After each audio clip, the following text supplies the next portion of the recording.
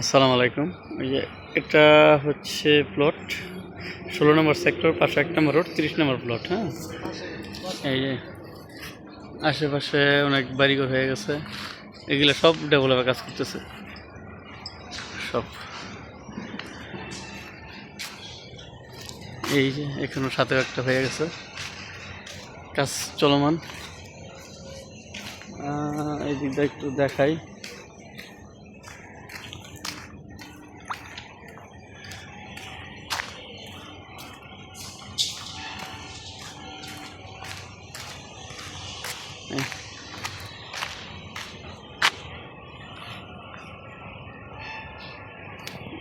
কি সুন্দর একটা বিল্ডিং।